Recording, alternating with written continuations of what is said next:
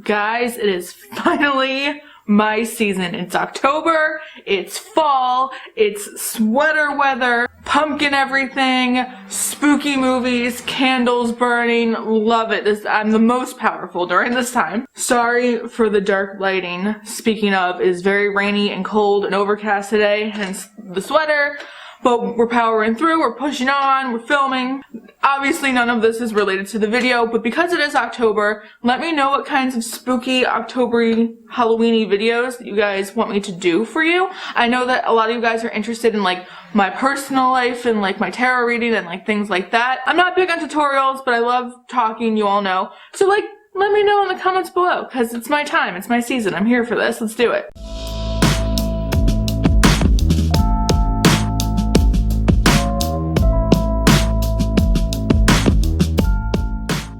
So not related to anything. If my makeup is ridiculous today, it's because I went ham testing out the new Natasha Denona palette. We broke out the colorful eyeliner and mascara and gemstones. We went for it. I feel very much like zebra stripe fruit gum, whatever it's called. Also, again, not related, I'm trying out the NYX Born to Glow Naturally Radiant Foundation. I really fucking love this. So I imagine I'll be talking about this in a dedicated videos too. So just not related at all. I was just excited about my makeup today, so I thought I'd throw that in. Hi guys, my name is Lacey of Speakless and Fat Hips, and welcome back to my YouTube channel. I was not planning on filming this video today. I say that in so many videos, but I feel like that's the way to do it. When I get an inspiration, I should sit down, turn on the camera, and film. That's what we're doing today. I was weirdly enough inspired by Twitter to film this video today. If you didn't get the memo, Georgia tricked me into getting into Twitter.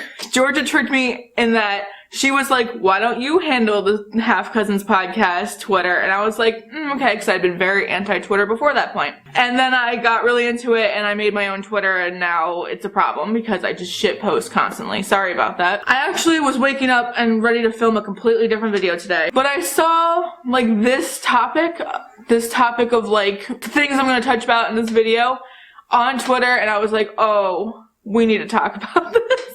I tried to write down my thoughts in my journal so I could have a clear guideline for this video, but I'm mostly going to be talking off the cuff because I find this interesting. Today, off the heels of the Shane Dawson x Jeffree Star series part 2, we are once again as a community discussing the beauty community, and like what makes it toxic. Who are the toxic players in the beauty community? All of that jazz, blah, blah, blah. And I have time and time again defended the beauty community in that I feel as if the beauty community that I participate in, the beauty community that I consume and that I'm part of, isn't toxic because I don't consume it in a way that's toxic. I'm not watching those 5 people that are constantly in drama. I'm not consuming media that like I don't want to consume, because that's my whole thing on the internet is like, at least in America, I can speak for America, nobody forces you to use the internet in a specific way beyond like work and school, let's say. You're free to consume the internet in any way you choose. So I am not choosing to do things that make me feel negatively. And that goes for like not following people on like my personal Facebook and Instagram that piss me off, and not watching YouTube videos that piss me off, not hate watching anybody. I consume the beauty community in a way that makes me happy. So like I said, I tend to defend the beauty community and defend that it's not toxic. However, I do think there are some problems in the beauty community, and I feel like it's worth talking about. Okay, so if overall we're not toxic, if it's like the same 5 dramatic people who are getting all of the representation and like speaking for all of us when I don't want them speaking for me personally, what is the problem in the beauty community? Because there definitely are problems in the beauty community. All communities have problems. Like, for instance, I joke that I am like secretly in the plant community on YouTube. They have drama too. Like, every community has its drama. I get it. I think a lot of the beauty community's drama exists because money is involved. And that's kind of what I'm going to be focusing on in this video, obviously, is those overtones of like overconsumption / consumerism and influencers, and how I think that is far more toxic than like Jaclyn Hill's lipsticks, let's say. Even though I think her lipsticks were like a symptom of this issue, but I'll get there. Side note, I'm getting into the world of pressed nails. So if I'm like even more animated than normal, that's why, because you have these nails and they make you do these hand gestures. I don't know what that is. I'm sorry. So I think we can all agree that throughout the years, the beauty community has definitely evolved into what it is now and has undergone a lot of changes. I think the bulk of that change surrounds influencer culture and also the rate of which us as a beauty community are buying shit. What I mean by that is, with the rise of the beauty community, I feel like it was like influencers start existing. People making beauty content, people making tutorials, sharing the products they love, how they like to use it, etc. Thus creating an audience for people who want to consume that kind of media, where we also love makeup and we also want to like hang out with people virtually who love makeup, and like you get that whole like someone's in their house talking about makeup, how relatable, etc. So then brands take notice of that and then start to capitalize off of that, and we go from money exchanging hands behind the scenes to being a little bit more forward, because we're witnessing these influencers live their lives, and PR becomes a thing, influencer codes become a thing, undisclosed sponsorships become a thing, our favorite gurus become less relatable, start going on Tarte trips to Bora Bora, etc., etc. Brands start pouring money into influencers. Then, thus, as a result, everyone who trusts those influencers and has that loyalty to them starts buying not only everything that they're recommending, but brands are pumping out more product because they realize that the beauty community is so profitable and that they can produce as much crap as possible and people will buy it. So this is like, we all know this. We all know this is how this evolved. What I think we're just now seeing is the result of this, the bubble bursting, the cultural shift that is happening after all of this, in that I can see a lot of influencers getting burnt out on this because, one, their audiences are burnt out on this. People can't buy every single release anymore. We're all going broke. We can't do it. We're getting bored with makeup. So many makeup already exists. That's why every neutral palette that comes out, we all roll our eyes because we all have our staple neutral palette by now. Where influencers are now no longer kissing every brand's ass, but instead calling out releases for being crappy, calling out things for being dupes, being uninteresting, being more vocal about using their own things that they already have because they have too much makeup too, being more vocal about the environment and the environmental impacts of like these crazy PR products and things like that, and like PR unboxings, etc. No buys are becoming more prevalent amongst big influencers, so that part is interesting to me. And I think as a result, brands are reacting poorly.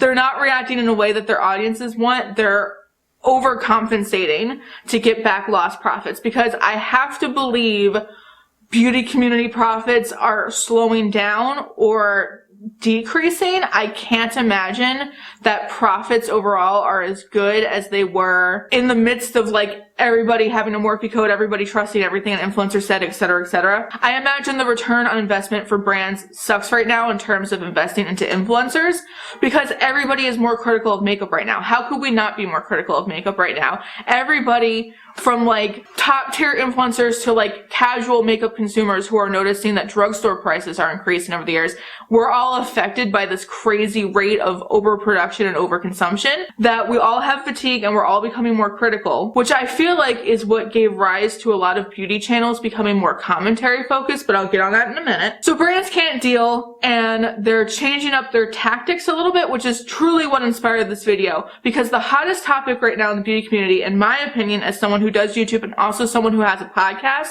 where we're constantly asked to talk about beauty related news, the big topic of conversation lately has been Anastasia Beverly Hills and the like 7 palettes they just put out in like a 2-month period, basically. Was it 7 palettes? I think it was 5. So as I'm filming this, they just announced, I should say, the Carly Bible collab, which I will not be buying before anybody asks because I don't need that palette. So that's 1. Then they had 3 Norvina releases, so we're at 4. Then the Jackie palette, so that's 5 in like 2 months. Plus Riviera and Alyssa Edwards happened this year. So like we have a lot of eyeshadows. 7, I was right, 7 that happened this year. 5 of which in the past like month, I would say. And I see so many people pissed off at Anastasia about this. And then today, we had speculated on the podcast. If you don't know, I do a podcast with Georgia Harris called the Half Cousin Podcast. We stream 3 times a week. 2 of those are public. 1 is a Patreon exclusive. one of the things we do is talk about whatever happened this week on one of those days. It had been speculated throughout doing the podcast and like people DMing me and stuff that Anastasia was pushing these releases to kind of look good in investors' eyes because they are now publicly traded or they have new investors or something like that. I'm foggy on the details, but basically there's more hands in the pot now, so they have to produce more money for everyone. You know what I mean? Everyone needs to get a cut. Someone had sent me this is so drama channel. I'm so not a receipts person. Someone had sent me a screenshot of Norvina on Twitter responding to somebody who's like, what the hell is happening with all these releases? Because we're all pissed off about it.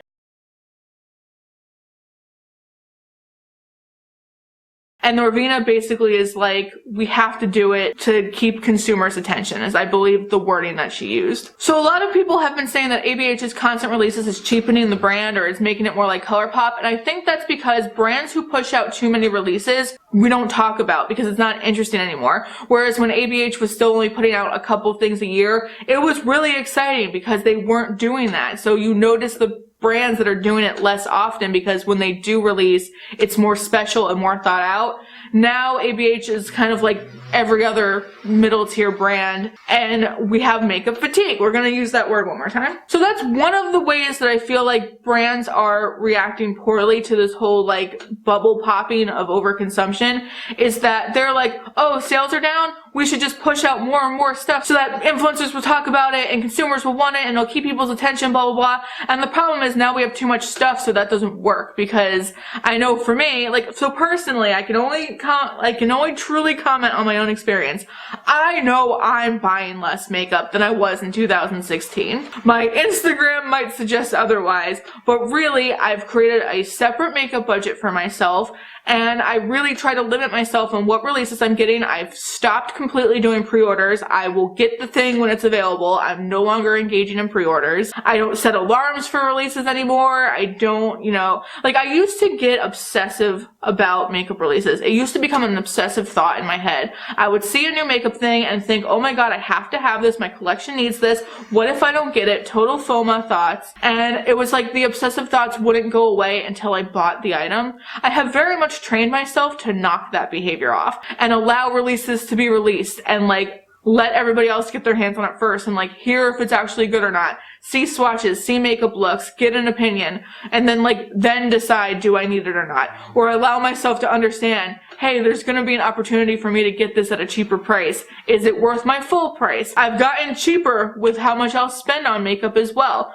Like for instance, I say that as I just held up the new Natasha Denona palette. That was a gift from Matt for me hitting 10K. Thank you very much. I probably would have gotten it anyway though. I was holding out for the Sephora sale. But I know on my Instagram I'm frequently saying like $50 is too much for a palette for me now. My like sweet spot is like $30, $35 tops because so much makeup exists and a huge percentage of that makeup exists at an affordable price. So it's hard for me to pay like original Urban Decay Naked palette prices, let's say. So like, I don't know, I'm rambling. I'm getting to a point. So to me, it confirmed everything I had thought about ABH, that Norvina would straight up be like, we have to do this to keep consumer attention. I also know there's probably a huge pressure from the retail stores that ABH exists in to keep putting out new releases, because I just know, having worked in retail for as long as I did, that you're constantly changing over end caps, you're constantly pushing merchandise, you're switching the way that the store is mapped out so that people will think it's new and exciting when they go in again. Like there's all these little tactics to get people's attention, to get consumers' attention.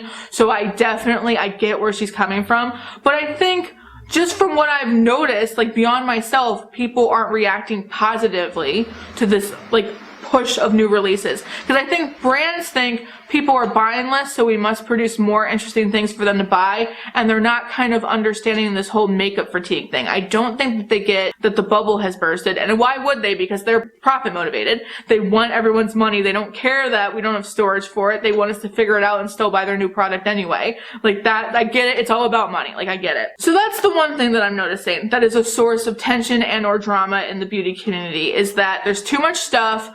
Big influencers are now reflecting the everyday consumer's thought of like, they're sick of it too, and brands don't know what to do from there. The other thing I'm noticing now, because again, I would have to assume that influencers aren't delivering on what's invested into them, and I'm basing that off of like all of the drama that happened last year with Marlena from Makeup Geek's video and then Samantha Ravindall's response and all of that stuff. So I have to imagine that brands are getting pissed off at influencers. I am now noticing this interesting shift of brands, and I'm going to use this word specifically, preying upon smaller influencers, micro influencers, because I think there is a shift in supporting smaller influencers over bigger influencers. Again, because of that overconsumption, because of those Morphe codes, because of that unrelatability, because of that loss of trust. Brands aren't dumb. They know that people trust their friendly neighborhood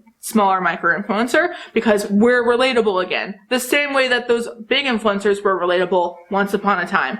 We're relatable in that we're not sold out. We don't have Morphe codes. We buy our own makeup. We have these opinions. We're doing commentary stuff. I'm bringing up the commentary stuff because I'm going to touch on that towards the end. And the way that I see that we're being preyed upon is those fucking PR list searches. That is actually truly what inspired me to do this video today, because I saw people on Twitter fighting over like the self-whoring that has to exist for these PR searches to be effective. And I'm saying effective because I truly will and this is my message to all other smaller influencers. These brands aren't doing these small PR searches. We want to find someone to get our PR for free for a year. We want to put someone on the ABH PR list, blah, blah. They're not doing this to be kind. They're not doing this to find new talent and promote people within the beauty community, blah, blah. They're doing it because it is the best marketing they could possibly be doing in this situation. It is a new rebranding of taking advantage of those ties between influencer and viewer. Stick with me. If you think I'm like conspiracy theory-y, put your tinfoil hats on. You don't have to agree that that's what is happening, but I think this is what's happening right now. One, it's the best free promotion ever for a brand to say, we want someone to put on our PR list.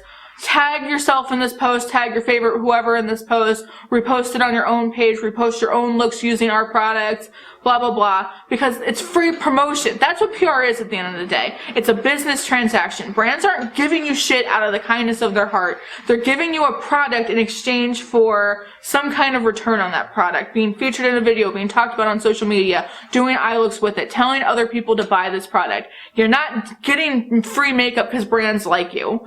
They're giving it to you. Like, I'm only now at 10K starting to see the smallest trickling of PR enter my life because I'm finally now probably profitable to a lot of brands because I've hit double-digit thousands. I'm not dumb. Brands don't just like me as a person, or if they do, it's few and far between. They want me to sell their shit, right? Same thing with these PR searches. They want to see you plaster the fuck out of ABH all over your social media so that other people are intrigued. They like your eye look. They want to go buy the product, and it's free promotion. The brand doesn't even have to give you anything at that point. You've done what they wanted you to do and what they would have required you to do with their products anyway. It's fucked up, and it's taking advantage of people who want to do this, who want to be YouTubers, who want to be Instagrammers, who want to be makeup artists, who want to make it big. It's preying on those people because, and I see smaller influencers doing this, they're begging to be on these PR lists. I see it really every time I see a smaller influencer beg to be put on a PR list, it breaks my fucking heart to think, because I don't know if you think that your self-worth is going to be tied into this brand acknowledging you, or if it's going to kick off your social media career, or if it's going to validate your feelings as a successful artist, or if you just want makeup, maybe you can't afford to buy a lot of new makeup releases, and this would be the best way for you to keep up in the beauty community. Any way you wrap your head around it, it's kind of sad, and it's really, brands know that those are the feelings that are existing in small influencers, so they're preying on them. And it's sad and it's shitty and it sucks. I also see like fans of these micro influencers tagging these brands, tweeting at them, saying like, please notice this person, I love them so much.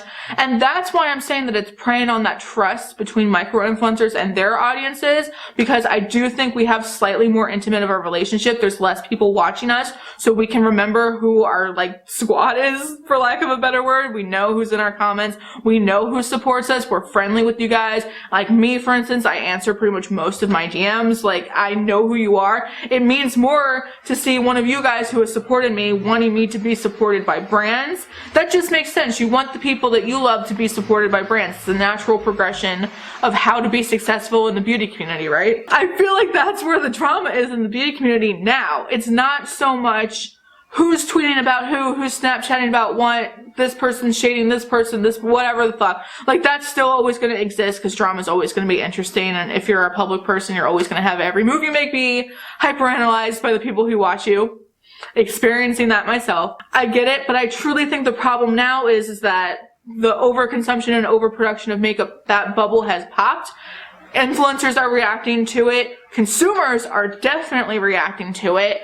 And brands are now shifting their energy into smaller influencers. And I see this happening from the biggest of brands like ABH. I've seen Jeffree Star do it, and it really breaks my heart. And now I also see a lot of indie brands do it. A lot of indie brands expect smaller influencers to kind of work for free, and they'll reach out to you and want you to do the work of a sponsored video or a sponsored post without actually paying you. And I see a lot of smaller influencers not knowing their worth and not knowing what they should be getting in commission, what they should be asking for a sponsorship fee for. It's really disheartening. I myself feel like I smell most of that bullshit and ignore most of my business emails, because the amount of times someone's like, do you want to talk about this $20 cheap ass Amazon product in exchange for a featured video?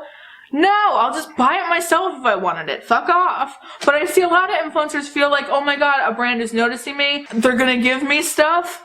Cool. Stuff seems to be the motivating factor for a lot of these problems. So I've talked about the stuff. I've talked about the preying on smaller influencers, because the PR thing drives me fucking crazy. The PR search thing, I should say, drives me crazy, because we're falling for it.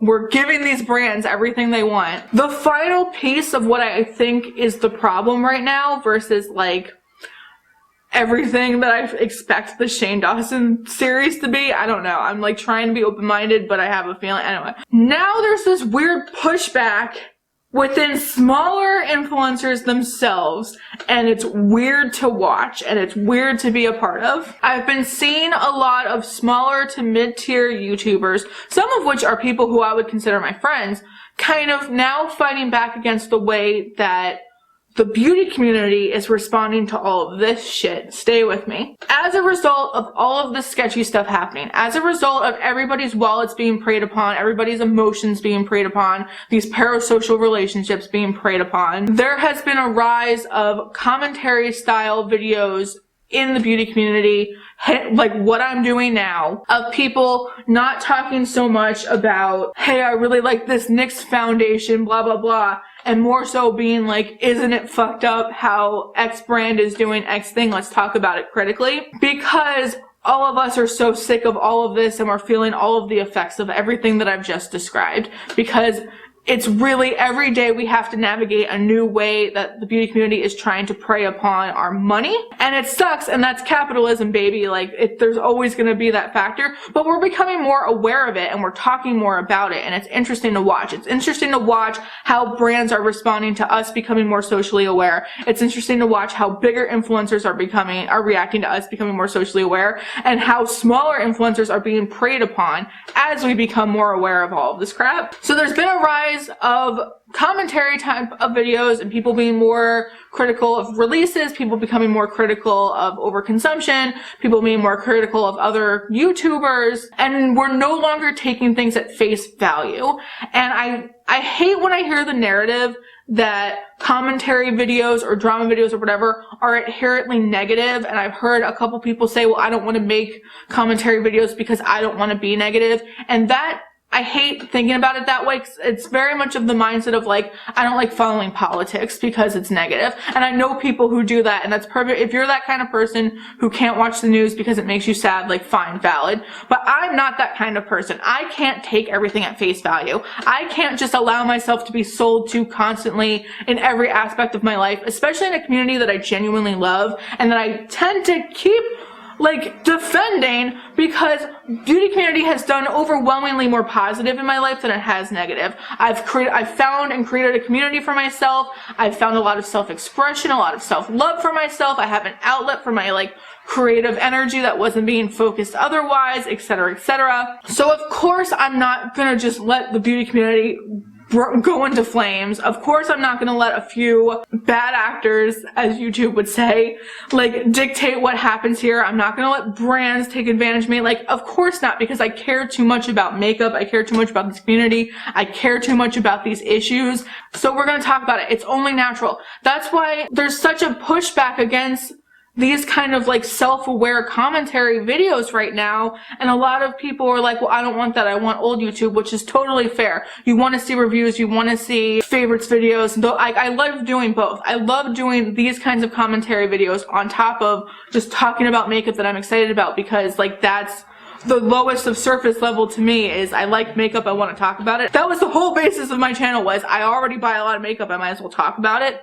I love makeup, I love doing makeup, I love the process of doing makeup, I love everything about it. But you can't just take things at face value. Like, no wonder we've stemmed away from there being too many, like, also that's a whole thing. So I was just about to say something that I didn't even say already. On top of the overconsumption of beauty products, I think we're overly consuming beauty content, but more so specifically, it's a huge flooded, like, there's too many of us. There's too many cooks in the kitchen. There's too many people doing makeup tutorials, reviewing the same products, blah, blah. So how do you make yourself stand out?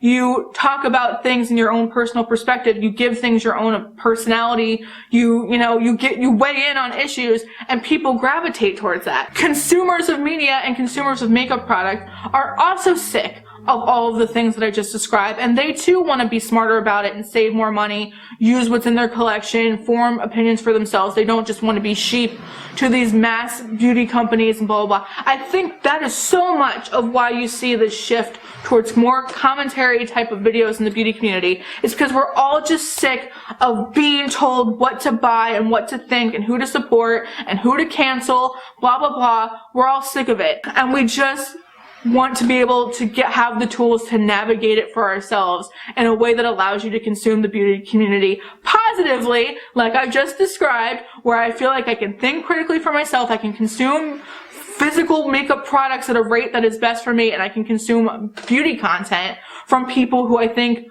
speak the loudest to me and like resonate with me and make me happy and make me more positive. How can you do that? How can you navigate through the bullshit if you don't have these kinds of voices helping you out with these thoughts? You know what I mean? Like, when I talk this shit out with you guys, it helps me. It helps me see, like, oh yeah, this brand is doing something shady, or they are stealing from a smaller artist and not giving credit, Anastasia, or they did already release products that look like this, or I do already have a dupe for this, blah, blah, blah. I can't take anything at face value. I don't know about you, this is the kind of person I am. I can't just sit in front of my screen and watch YouTube and be told, I love this bronzer, you should buy it, use my code, and then go buy it anymore. Because I did that for 3 years, and it hurt me financially, and it hurt me in terms of how much stuff I fucking have, and I had to unlearn a lot of really shitty consuming behaviors because I did that already. That's why I feel like, oh my god, I'm ranting so long about things that you guys probably don't even give a shit about. Let me stop myself. I am personally so glad that the makeup bubble is bursting, that brands are scrambling, that bigger influencers are talking about shit that matters, like going cruelty-free, being able to recycle, not wanting huge PR packages that just have to be thrown away in landfills, not wanting to consume more makeup that they already have or that they could ever use in their lifetimes, already having products, also calling out the quality of products, because I've seen that a lot, where a lot of influencers feel like the quality of products have gone down because there is less thought being put into them, there's less creativity being put into them, and it's really just about getting it on the market, getting people interested, and then moving on to the next thing. I am so glad that the culture is shifting. I am so glad that other creators are branching into commentary so that we can have these conversations and we can help police a community that I'm a part of. We can help police communities that I believe in.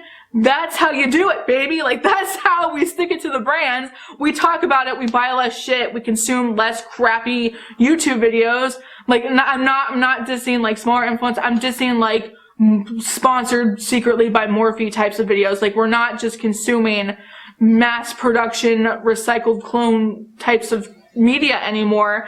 People who are invested in us watching their shit, so we'll use their affiliate codes. It is so refreshing that we're all having these conversations of like, hey, let's not do that. I don't know about you, I'm excited about where the beauty community is going, but that's just me. My whole point of this video, the reason why I wanted to talk about it so deeply, was because that to me is where the problem is in the beauty community right now. It's not, you know, who shitted who on Twitter, we're so dramatic, we're so petty, this, that, we're so upset with receipts, drama this, drama that, blah, blah, blah. The problem really in the beauty community, and I think we all know this deep in our little hearts, is that we're so sick of being force-fed garbage that only results in us having more stuff and lining the pockets of people who are not us, basically. We're sick of influencers being able to monopolize off of the parasocial relationships and giving us sponsorships and affiliate codes and recommending things and favorites videos that they have only used once. We're sick of that. We're sick of brands putting out subpar products that don't add anything interesting to our collections, because so many of us are like me and they just want to have fun and create new things and be interesting, and nothing adds value to our collections anymore, so we're sick of that. We're sick of seeing the influencers that we now support falling prey to this new wave of brands capitalizing once again off of a different type of parasocial relationship. And I'm sad to see people, one, not consuming beauty community in a way that, so like, I don't like tutorials, I don't watch tutorials. Once upon a time I did, but I feel like I know my own style now, I know my own face, I know what products I like, I've kind of aged out of it. I think that we will always need those kinds of how-to beginner-esque tutorials for people who are now coming into the beauty community and need to like understand these things. Because that's how I got sucked in. This is such a tangent, but that's how I got sucked in. Was contouring was a trendy thing, and I was YouTubing how to do it, and then I was being sold Huda bronzers because that was the only bronzer that I could ever use to learn how to contour. And my brain, from not being in the beauty community very long, didn't recognize that somebody had an invested interest in selling me that product, but instead truly believed that influencer and truly believed I need to buy this fucking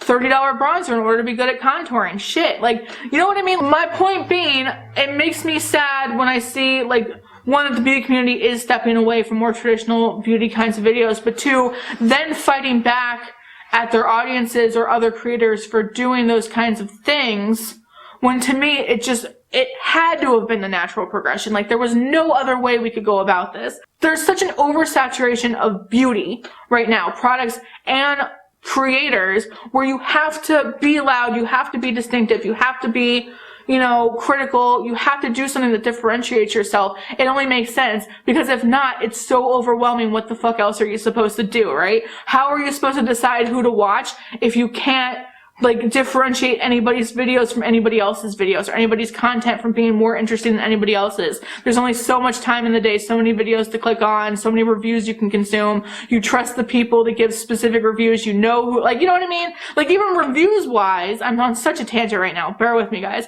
Even with reviews, we know who we trust with reviews because their skin needs are the same as ours. Their makeup preferences reflect ours. Their physical, like, styles reflect our own styles. Like, for me, I trust everything Teresa's Dead says because she hasn't steered me wrong yet. You know what I mean? Like, we have those people. I don't know. What is my point right now? I think actually my point of this video is to keep it the fuck up. Keep this energy going. Keep calling brands out for their bullshit tactics. Keep calling out bigger influencers from their bullshit tactics. Smaller influencers, stop falling for it. Recognize your own worth and realize that you can be successful in this community organically without letting these companies take advantage of you, because then they keep winning at the end of the day. Keep this up. I can't say it loud enough. Keep this energy going. I'm going to stop talking now because I've been filming for like 45 minutes. I don't know if this video had a point. My overall point is capitalism, baby. Like, that's the problem in the beauty community right now. Not who is starting drama with what. We're all sick of shit. We're all sick of being given shit, whether it's shit YouTube content from bigger influencers just trying to profit off of us, or shit products in themselves from brands trying to profit off of us.